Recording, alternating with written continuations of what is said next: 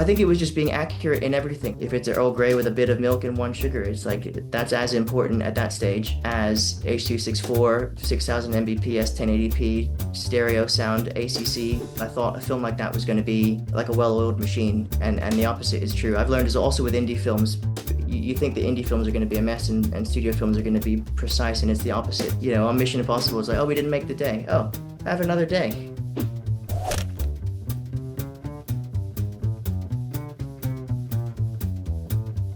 I was quite fortunate that I had an Avid on that film, one of Eddie's own. Like it was just a laptop in the corner, but it was on the Nexus.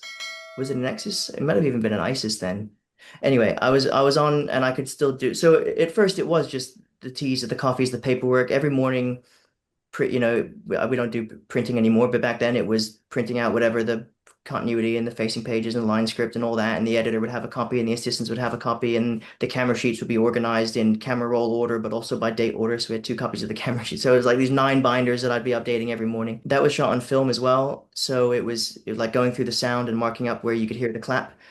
um and so it was, I feel it's a bit different in the UK because it's all non-union, so we're not barred from using an Avid as a trainee.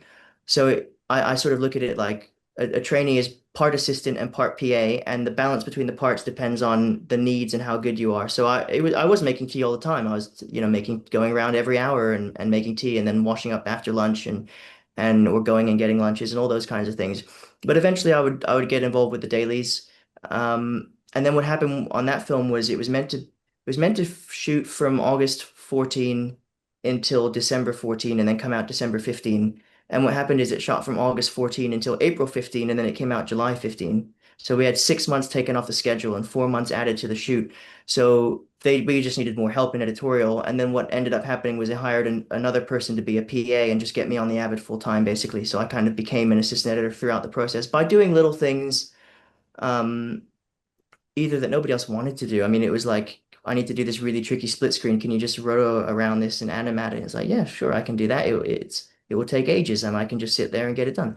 Um, so I think it was just being accurate in everything, like whatever I was asked to do on Avid and then whatever I was asked to do otherwise. I mean, if it's Earl Grey with a bit of milk and one sugar, it's like that's as important at that stage as H.264, 6000 Mbps, 1080p, stereo sound, ACC, 320K. You know what I mean? It's like all of that, those details doesn't matter at that stage. Everything was really important.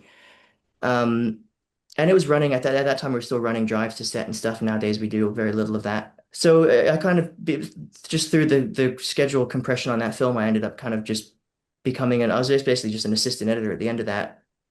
And what's interesting about that as well is even though I felt like I was really competent on Avid beforehand and all of that, there's so much that you learn on the job. I mean, I learned more in the first few weeks of that job than, in a long time at film school, for example, in Avid classes and what we do. And also film schools just teach you about editing and being an editor, and they don't actually teach you about, sometimes they do. I mean, I had a little bit talking about change lists and EDLs and things, but a lot of that stuff you don't really encounter until you're like a proper assistant. So yeah, and I also realized that I thought a film like that was going to be like a well-oiled machine.